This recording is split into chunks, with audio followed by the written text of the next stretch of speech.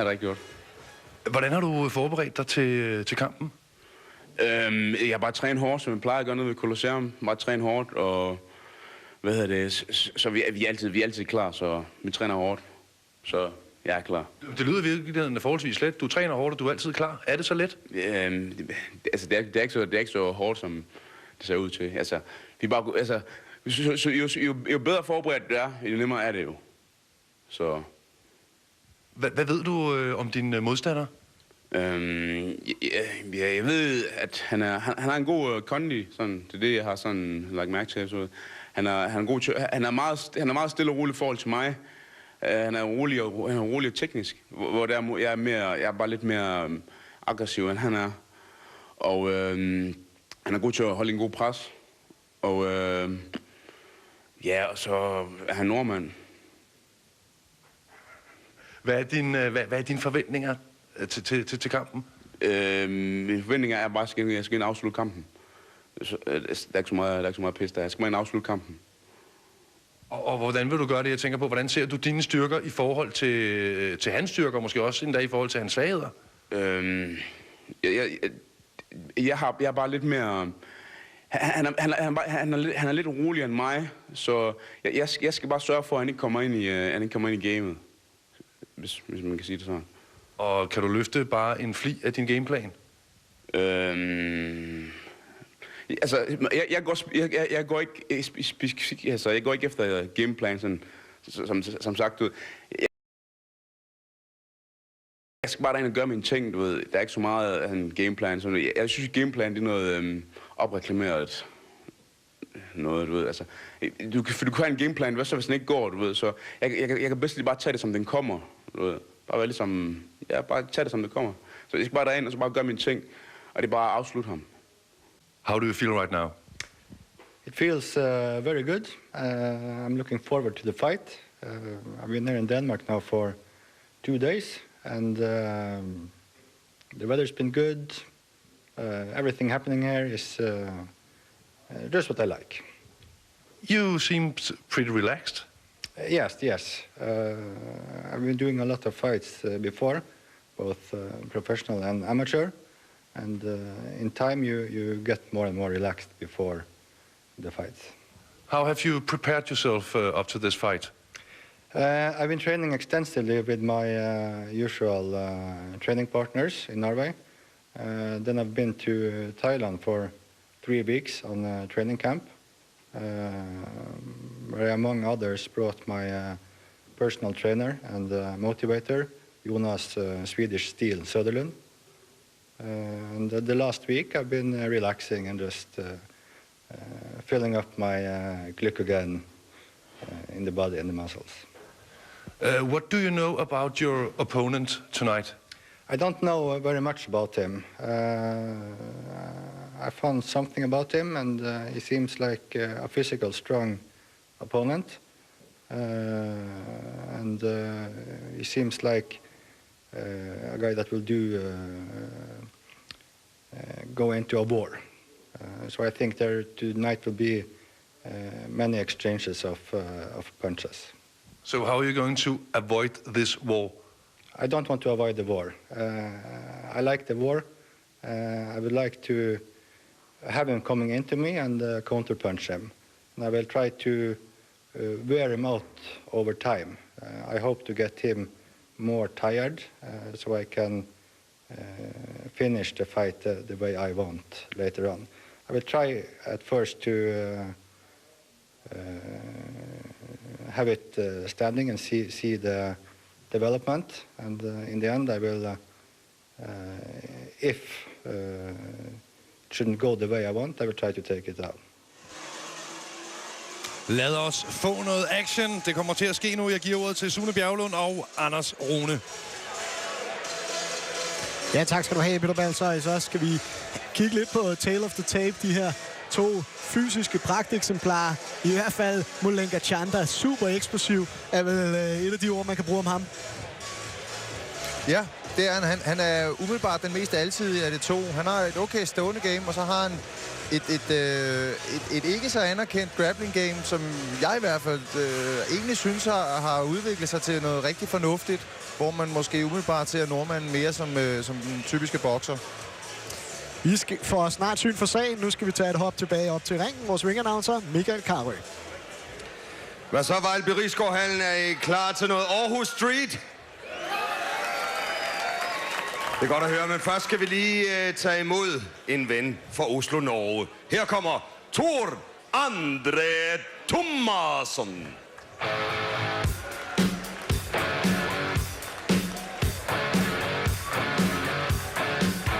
En meget afbalanceret, rolig nordmand. 34 år gammel. Det er jo også en mand, der har været igennem et stykke tid, som han selv er inde på. Har haft masser, i hvert fald amatørfights, så nu han virker altså ikke rystet over, at han skal møde Chandler på hjemmebane. Nej, og så kommer han fra en gym, hvor Ståle Nyang, som der lige klapper ham på skulderen, er hovedtræner, og som er en af dem, der virkelig har bragt MMA frem i Norge siden slut 90'erne, start 0'erne. Så han er rigtig godt dækket ind. Molenka kommer ikke med noget, han ikke har set før. Det, der bare sker nu, det er, at Molenka har rigtig meget brug for en sejr i aften. Og vil jo rigtig gøre det på næsten hans egen hjemmebane, skulle jeg til at sige. De deler den jo lidt her i Aarhus. Yes, og jeg glæder mig til at se Street Chandler. Lad os få ham i buret også. Og kæmpen ud af det røde ringhjørne. Fra Aarhus, Danmark. Molenka Street Chandler!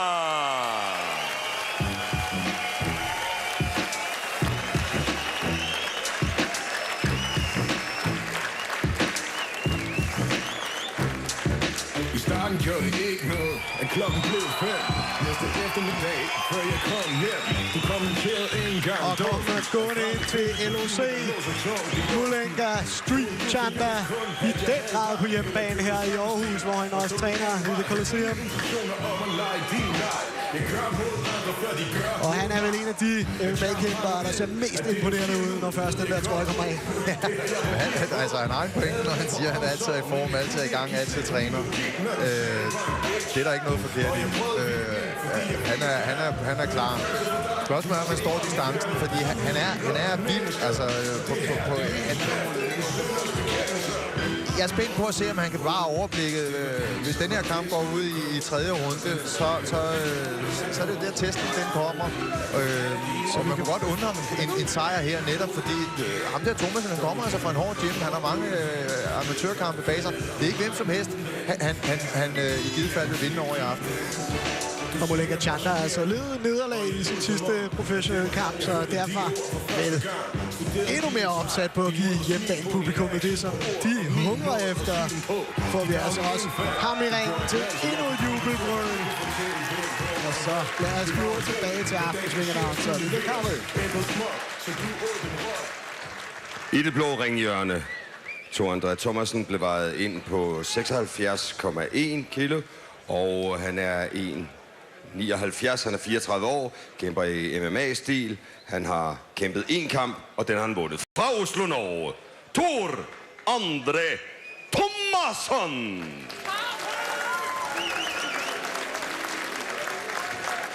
Og så er det her for byen, i det røde ringhjørne. 77,5 kilo.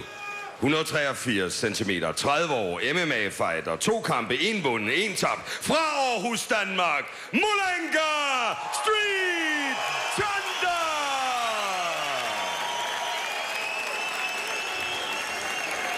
Aftens højeste bifald, og hvilken intensitet i blikket. Der er øjenkontakt på tværs af ringen der. Listen to my command and have a good fight.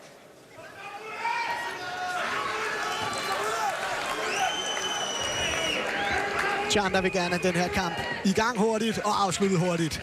Nordmanden. Ja, det bliver spændende, fordi Molenka har jo egentlig lagt op til, at han godt kunne tænke sig at prøve at tage kampen stående. Og det er da et udmærket god slag. Det er nordmanden, der må gribe Klinsen. Molenka Chandler med gode kombinationer. Rammer med højren. Rammer igen. Sikke et slag. Men nordmanden lynhurtigt til at låse op, altså stadig forsvarer sig nu. Et choke sat ind, en guillotine. Den sidder tæt, den sidder rigtig tæt. Ja, bum stærk. Kan nordmanden slippe ud af det her? Tor André Thomasson. De store problemer her i starten af første. Hvor længe han prøver at justere den ved at få højre arm indenom, den glider vi. Han får ikke fat i den, og så Nordmanden er øverst. kommer han til at give ryg. Ja, nu står de op.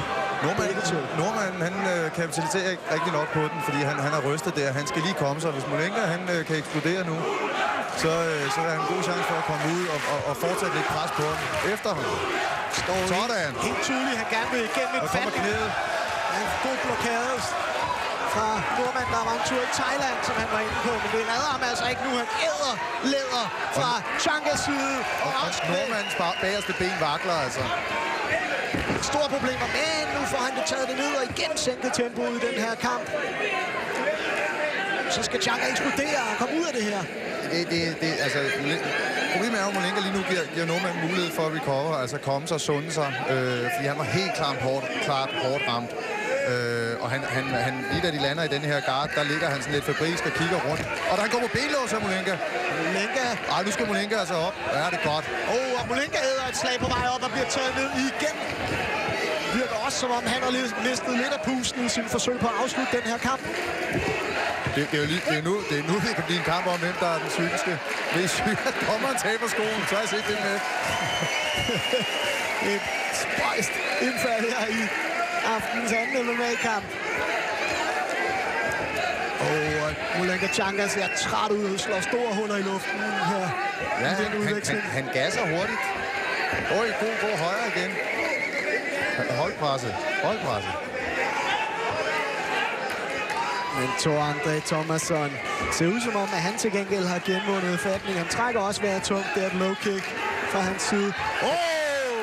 Altså, hver gang Molenka slår 1-2, så kommer højrene altså ind og rammer næsten hver gang. Ja, og det er tæt på, at han også får afleveret et knæ.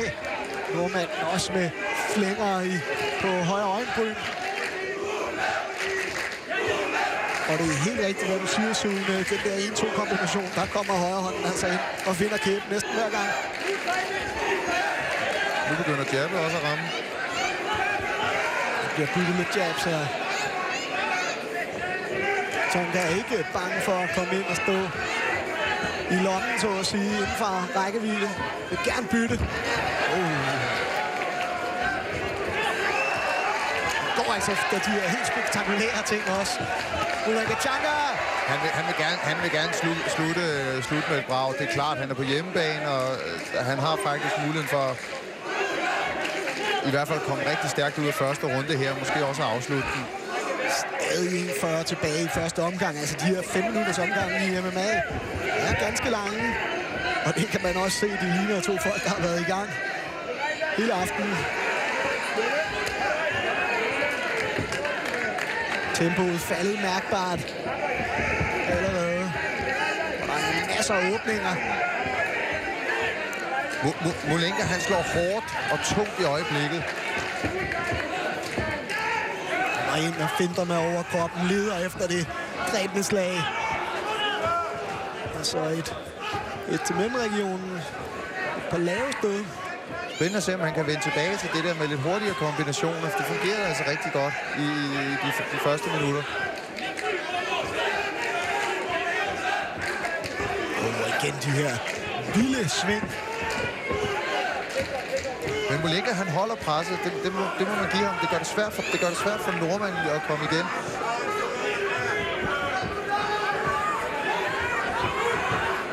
Thomasson med inside low kick. Molenka svarer igen hver gang nordmanden kommer med et halvforkølet jab. Men hvis han kan ind og tage lidt mere initiativ, fordi han kan godt afslutte denne her. Molenka kom rigtig stærkt igennem de første 3 minutter af runden. Molenka tager også en højre til kæben der.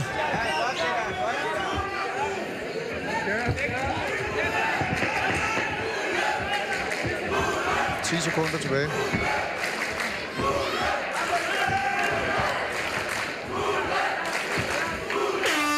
Og der ud afslutningen på en hæsblæsende første omgang mellem de her to nordiske fighters. Og umiddelbart, det starter rigtig godt for Molenka Chanda, men Så igen er det som om, at det går nordmandens vej. Det var jo hans gameplan, som han siger. Han vil have den her ud i de senere runder. Ja, du ser, han har gode træffere, det er ikke, og han har tempo i slagene, og nordmanden er lidt overrasket, virker sådan lidt perpleks, ved ikke, hvad han skal stille op. Molenka får rigtig mange ting til at fungere. Men så begynder Molenka på de der knock-out-slag, en gang med sving, og en gang med et knæ. Og der er nordmanden altså ikke mere presset, end at han kan nå at glide af på dem. Ja, de her knæ er vel også en teknik, der koster nogle kræfter at hoppe op og lægge en masse styrke i det. Ja, det ville være smart at træne en masse cardio, hvis man går ud til den første runde, og så holde den gående i anden og tredje. Altså, Molenka er jo relativt trods alt. Så mange kampe har han ikke. Altså, han skal også lige have hovedet med sig, og nu er han kommet stærkt igennem første runde. Kan være ærgerlig over, måske ikke har afsluttet. Så nu handler det rigtig meget om for hans corner at få ham i gang igen, få ham mentalt på plads. Fordi nordmanden er ikke sådan... Han var ikke skide over. Undskyld, han var ikke ret overbevisende i første runde, så det er da klart til Molenka i øjeblikket, men det kræver, at Molenka han lige får hovedet med sig igen. Men han får altså reddet stormen af nordmanden, og hans... de ser ganske afslappet ud i hjørnet mellem runderne her. Vi er i gang med anden af slagsen. Molenka Chandra har fået lidt energi tilbage i benzintanken. Det virker lidt som om nordmanden, han egentlig ikke har et problem med tempoet, men har mere et problem med den power, Molenka ligger i slagene. Fordi han har jo egentlig tit set slagene og har paraderne op, men Molenka slår altså næsten igennem eller ind over slagene, og det siger altså lidt om, at nordmanden ikke helt måske er vant til at have så mange kilo på vej frem imod sig, når der bliver slået. Der er ingen tvivl om, at Molenka Chandra tager prisen der og har klart den fysiske fordel med. Men hold nu øje med nordmanden, fordi han virker altså psykisk stærk. Han æder en masse low-kick, men han bliver stående. Han bakker ikke, og han er stadigvæk for at kæmpe, virker som om. Han har været en tur til Thailand og sparket på palmetræer. Og hærdet til det ben, men han får godt nok også lov Chandra til at fyre low-kicks af. Nu skal Molenka passe på, at han ikke taber hænderne. Han skal stadig være koncentreret. Han skal stadig gøre det her, som der hele tiden er planen, nemlig gøre det ordentligt. Lige pludselig tror André Thomasson, der arbejder fremad. Og Molenka Chandra, der må bakke lidt rundt og cirkle rundt. Molenka gør det egentlig meget smart. Han går ind og scorer, og så træder han lidt væk, og så går han frem igen og træder lidt væk. Risikerer ikke de store infights, hvor Thomasson han vil komme ind og klippe ham på halvdistansen. Han gider, men kommer faktisk igen med et godt sving, som også lige får standset Molenka. Molenka får lige en venstre hook ind, efter Thomasson rejser sig op. Prøv at se nordmandens højre ben. På indersiden over knæet og på ydersiden på hele lårfladen. Der er han altså ved at være godt mør. Det er altså at koste, og han begynder også at kunne ane, at nu humper en lille smule på forreste ben. Det begynder at slide, ikke? Og det vil også bremse nordmanden i at lave en eksplosiv boksning. Så hvis det er Molenkas corner, der er inde og siger, at han skal arbejde med de low kicks, så er det altså godt set. Fordi han fryser helt i det nu. Jeg ser også, han prøver at tjekke det. Op med paraderne. Sådan. Stille og roligt. Grib kindsten og glid væk. Flot det der, Molenka.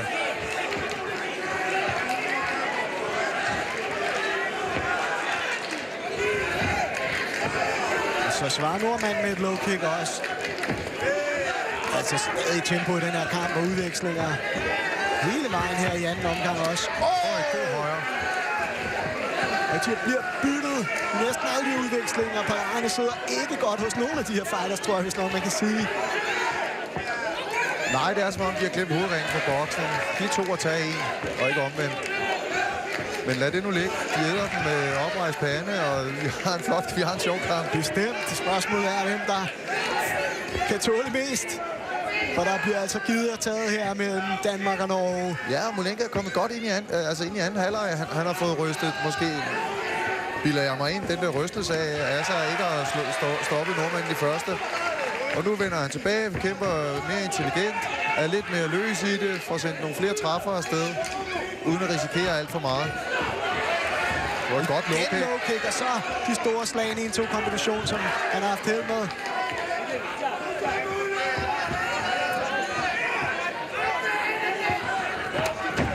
Han glider igen, nordmanden. Molenka Chandra tjekker det low-kick, og det var altså effektivt. Her misser med jabbet, så vil nordmanden clinche. En uppercut, der ikke finder målet. Sådan. 1-2 igen. Molenka connecter.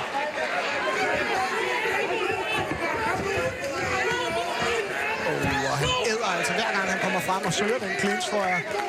Men han bliver straffet af Molenka Chanda. Og Chanda bevæger sig godt rundt.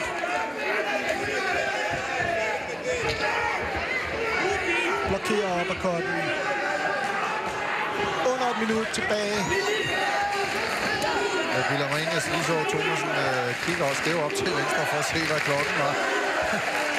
Jeg ved ikke, om klokken er slået for ham, men altså, det er ikke et godt tegn. Han er ved at være godt mør nu. Ja, det kan godt være, at det har været hans gameplan. Han skulle tage den her ud på dybt vand, men Molenka Chanda har altså lært at svømme, og er stadig noget her i slutningen af anden. Ja, det er spændende at se, hvad indstillingen er. Ikke? Om de vil køre tredje runde hjem med stille og roligt som en pointsejr, eller om han skal gå ind og risikere lidt mere, og så prøve at få den stoppet før tid. Fordi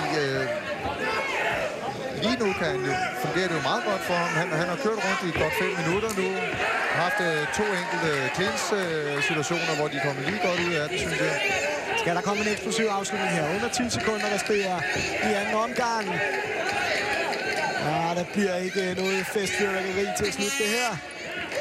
Men endnu en omgang med et relativt højt tempo, og som vi kan se nu, er det altså virkelig derude, hvor man skal hanke op i det allerinderste. Hvem vil have det mest? Molenka Chanda vil foran på bussen efter de her 2 runder. Afgjort. Ingen tvivl om det. Man vil også måske kunne argumentere for yderligere et points forspring her efter anden runde, hvor han var i mine øjne i 4,5 af kampens 5 minutter totalt dominerende. Men når det så er sagt, så er kampen altså ikke slut endnu, fordi jeg ser også Molenka måske indimellem risikere for meget, når Thomasen går frem og vil slå sig ud af det, i stedet for måske bare at gribe nordmanden. Fordi Molenka har jo faktisk vist, at han i clinchene også er stærkere. Det var altså en omgang, der stod i low-kickets tegn. De her lave spark fra Molenka Chanda, og hvis man har mulighed for det, så se på nordmandens ben i den næste runde. Det er altså fuldstændig hævet og rødt. Det er noget af det, der kan tage lidt af den eksplosion væk, som du var inde på. Det gør, hver gang nordmanden går frem på forreste ben, så giver det lidt efter.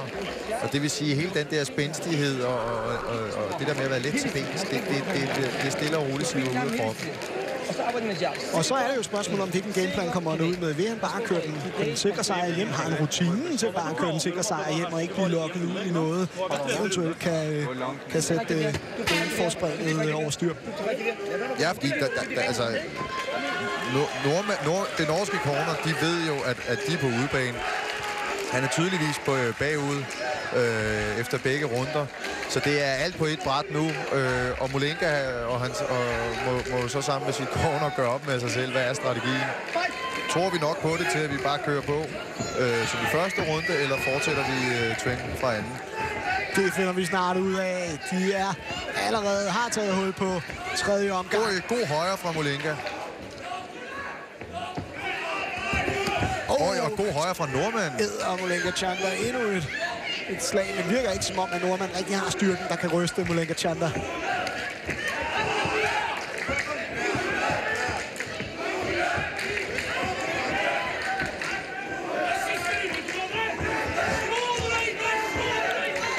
Og der bliver altså virkelig råbt fra nordmandens ringhjørne. De vil have mere aktivitet for deres kæmper. De vil ham til at slå ind over, når Molenka han sparker på det forreste ben. Så vil de ham til at slå ind over med højre hånd. Og det lykkes faktisk også. Så er det Molenka Chanda, der går efter et takedown. Den får han ikke helt med i knæ for Torle André, der ikke rigtig finder målet. Men han er stærk psykisk, nordmanden. Altså, han blinker også lige til Molenka, efter Molenka han misser sit nedtagningsforsøg. Så vi har stadigvæk en kamp, hvor alt kan ske. Den højre ind. Det er 2 kombinationer, så sidder højren der. Torle André. Man kan se det på hans ben, man kan se det på hans ansigt. I den grad er det den danske fighter, der har været mest præcis og fyret de hårdeste kombinationer af. Respekt til Thomasen for at holde kampen i gang. Det var nok ikke alle, der havde trådt op og sagt, jeg tager lige 3. runde med. Men prøv at lægge mærke til, det norske corner vil have deres kæmper til. Det er, når Molenka han sparker med bagerste ben. Når han går ind og sparker med bagerste ben, så vil de have nordmanden til at træde ind med en hård højre hånd.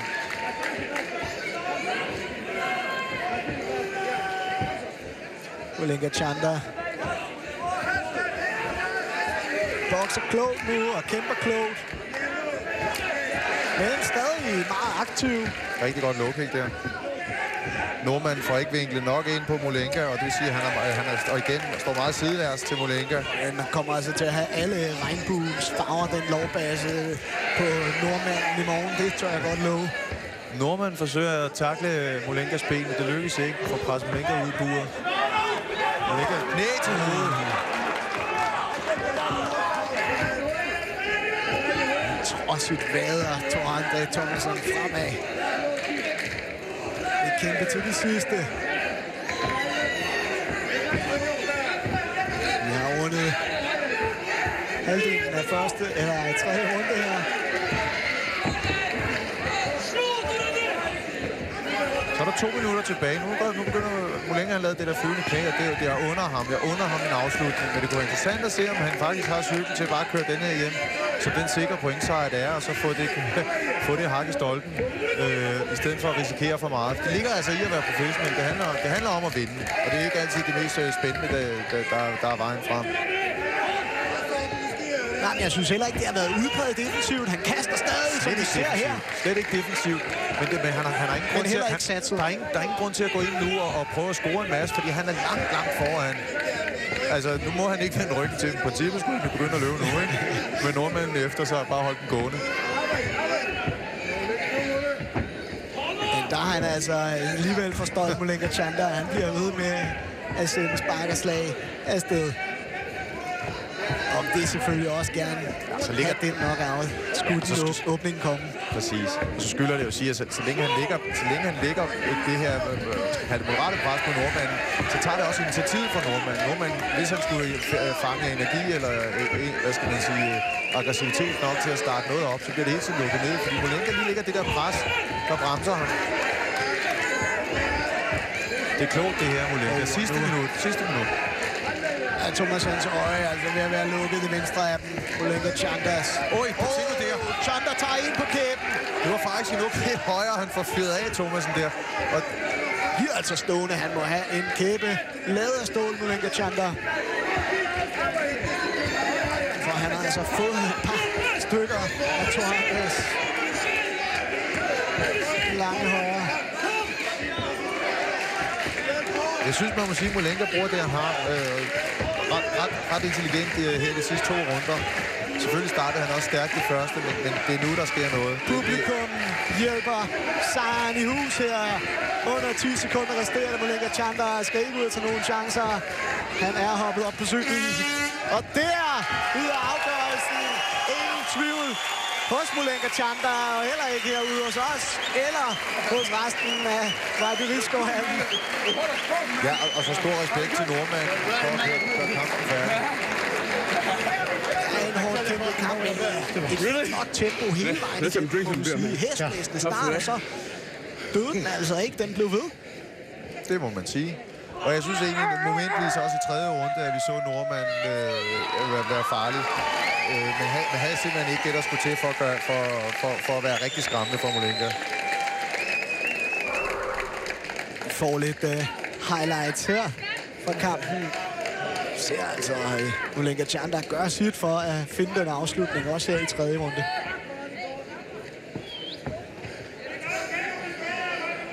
Vi skal selvfølgelig også have gjort det endeligt og helt officielt. Og se de der arme i vejret endnu en gang. Lad os give den tilbage op til buret til Michael Carøe. Mine damer og herrer, vi har en afgørelse.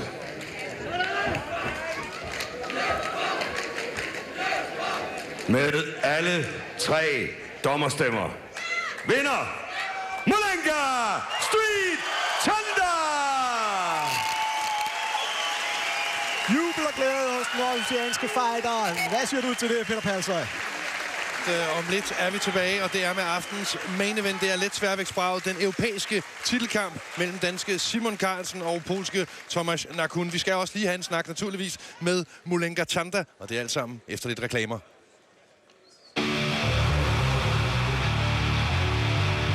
Aarhus indtil videre. 2 kampe, og vi er heldigvis langt fra at slutte. Om ikke så lang tid, så skal vi have let sværvægtsbraget. Det er den europæiske titelkamp med danske Simon Carlsen. Men først, så skal vi selvfølgelig have en reaktion på sidste kamp for dig, Molenka Chanda. Tillykke med sejren. Tak. Jeg skal lige høre dig, Molenka, fordi at, du siger, at din plan var, du ikke havde nogen plan. Gik det efter planen? Ja, det gør det. Den bedste plan er ingen plan. Simpelthen. Ja. Du kom ud som lyn og torden. Du var så tæt på at have ham færdig i første, ja, men så gør du det ikke alligevel. Ja, nej, jeg tænkte der var kommet så mange af mine venner for at komme i aften, ikke? Så jeg tænkte, at hvis jeg afsluttede hurtigt, så ville det ikke få noget for pengene. Så tænkte jeg, fuck det, jeg tager lige en runde mere. Men det var ikke meningen, at jeg skulle tage den sidste runde med ham. Jeg vil gerne have afsluttet ham, men Men omvendt, han sagde, at han gerne ville have dig ud i 3. omgang, og han mente, du ville løbe tørt her, men det var jo dig, der havde overtaget hele vejen. Jeg kunne sagtens have gået 2 omgange mere. Og du tror, han har ondt i sit højre ben. Du fik godt nok fyret nogle low-kicks i stedet. Jeg forstår det ikke. Men det var ikke engang en mening. Det var ikke engang mening, at jeg skulle fyre low-kicks her, men det var fordi, han var så åben til dem. Så tænkte jeg, hvorfor ikke? Han siger, han byder selv velkommen til dem.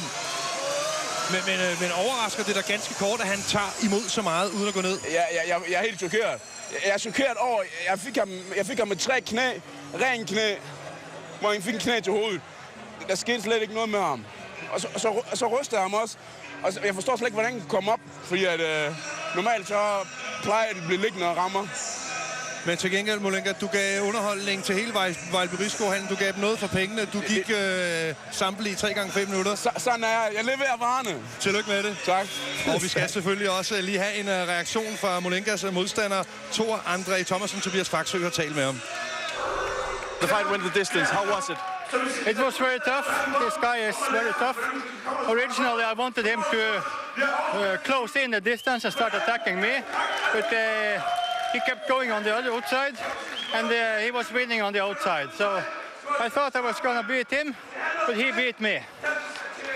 Could you have done anything different? I could have worked harder to try to get it from the ground. Obviously, I was losing as it was going. And as the original strategy didn't work, I should have changed the strategy and tried to more harder to get it to the ground. Your corner was shouting that you should land some more punches at the last round. Yes. Was that difficult? Yes, I hurt my right hand in the beginning of the last round. So punches with the right was fairly painful after that.